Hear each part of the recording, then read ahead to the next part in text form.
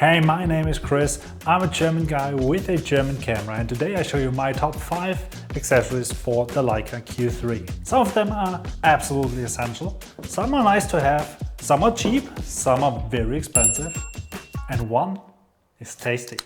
In this video we are talking about some fine leatherwork from Germany, one absolute must-have for this camera. We're talking about a workaround for something like I really messed up with this camera, and half a liter of German beer. So let's get started with the first one. This is the essential, aka the boring one. Yes, you've seen it right. SD cards. But hey, although they're boring, they're quite cheap, and I mean, yeah, that's very seldom in the world of Leica, right? So that's a good thing. And you need SD cards, of course. Different than in the M11, the Leica Q3 doesn't have internal space. So SD cards are essential. And while a standard SD card would work, you absolutely do not want to write those huge 60 megapixel files onto a V30 card. So do yourself a favor, get a proper V60 card. Of course, if it comes to video, you are absolutely lost with these V30s. And if you want to record 8K, which this small little camera is able to, get yourself a V90 and do not think about 32 gigs or 64, get at least 265 because those 8K files are huge. Okay guys, this is the end boss. You will want to have a small nice bag where you can carry all those nice accessories from this video and maybe a small drink. And believe me, it is the hell to find a good one, the right one. I searched over 1 month to find a camera bag that I liked. And honestly, I do not like camera bags, but I hate those that look like camera bags. This is a beautiful example from Germany, from a company called Compagnon. It's the little messenger, and it's made out of wonderful feeling and smelling leather. Yep, leather always has something special with it. It's always something high quality. And why leather? Well, I want something that protects your camera a little bit from the weather, that has some flaps on the side here. And you know, I don't like those materials of those standard camera bags because leather is aging with you. It's getting this nice patina. I do have a great photography bag, to be honest, a gray one. And I do not tell you the manufacturer of that camera bag because I don't want to bash anyone, but I don't know why. It looks dirty, it looks greenish. It's just not nice anymore. It's a very good bag, it still works, but it's, let's be honest, it's ugly. You don't want to take it out anymore. So this leather gets only nicer with the time. So what makes this camera special? Well, first it has this unique closing mechanism. To open it, you have to pull it down and then you get it up. Pretty easy. And to close it, just let it fall down and it's locked. It's this, I don't know what it is, but it is also by a company from Germany or Austria or something like that. It is good, it works, I like it. Closed. So what is in this camera? What can you fit in there? Well, first and foremost, a magic stick from DJI. If you want to hear more on that, write down in the comments. Then you get in there, of course, the Leica Q3. But that's not everything. You can get in another Leica, a Q3 or an M with a few lenses. And now, the special moment. Here comes the German beer. Cheers! That's tasty. So let's put away this beautiful bag. Pretty fast. Take another sip. Cheers! And let me tell you the cost. This bag is, unfortunately, well, it fits the Leica world pretty good. It costs around $3.99.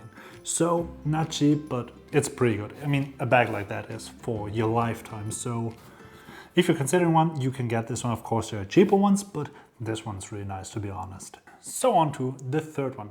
And I have to admit, I do not own it, but I recommend it, because as beautiful as this camera is, it is not known to have a very secure grip. So we're talking about Thumbgrip. And you know, I never thought I would buy one, but lately I'm considering getting one. Of course, I tried it out as I tried out a Q3 43 in the store. It makes the grippiness of this camera immediately better. You really feel a difference. But it's a whopping 250 bucks, so it's a little bit of alloy, and it's really hard for me to justify to pay that amount of money. And I know, you're saying then get one of those for $40 off of Amazon, right? But you know, once you're in that trap of Leica, you do not want to get those cheaper ones. Also, these are the ones I would suggest getting for you to be serious. But for me, I don't know. I think if I buy one, it will be the Leica one, even though it hurts and it's not very smart. So yeah, cheers. Shouldn't drink that much German beer, I guess. On to the next one. I have sunglasses for your camera. This is an ND filter. Why an ND filter? Well, this Leica has a built-in leaf shutter. And while people that are using flash a lot love a leaf shutter because you have very high sync speeds, the rest of us doesn't like it that much. Of course, the highest shutter speed you have is 1/2000. And that's not so much. Of course, I mean, if you're out in bright sunlight and want to use that f1.7 aperture, you are lost with 1/2000. And I know there is electronic shutter, but you do not want to use electronic shutter. I mean, what should I say? It's a 60 megapixel sensor. That electronic shutter is wobbly as hell. So get yourself a good ND filter, and I don't say buy any brand or something like that. I'm just saying buy a good one, cause why buying a Leica lens and then putting crap glass in front of it? On to the last one, and it is this one. It is for all the video shooters out there that are as disappointed as I am that the Leica Q3 do not have a microphone jack. So this is your best option to record external audio. These are the Rode Wireless Pro, and normally they are a transmitter-transceiver system. So I'm using one now and record into the camera. I have a wireless transmitter on me and a receiver on the camera. And obviously that doesn't work with the Q3. But what does work is these transceivers, they are not only transceivers, they are also small recorders. You can record audio onto the small devices. They do have a 32 gigabyte internal storage, and you can record quite a lot of time onto those things. And best thing is you can record in 32-bit float, which means you can't destroy your audio. Just hit record and you're good. Only negative thing is, of course, you have to sync it in post, but hey, that's something that's pretty easy, right? Just clap your hands and you're good to go. Oh, and you do not have to buy those Rode ones. DJI makes some like these as well. They are a tiny bit smaller. They also have this magnet thing where you just can clip it onto yourself and record into the transceiver itself. Of course, the transceiver on both of these do have a microphone as well. So, doesn't matter which one, they're both good. I use them both. For recording to the camera, I'm using the Rodes. For recording with the DJI systems, obviously I have to use the DJI one. They're both good. Take the one that's cheaper, I think. Now that's it. Tell me what is your favorite accessory for your camera. So take your camera, go out and shoot, or grab yourself a beer and watch another video.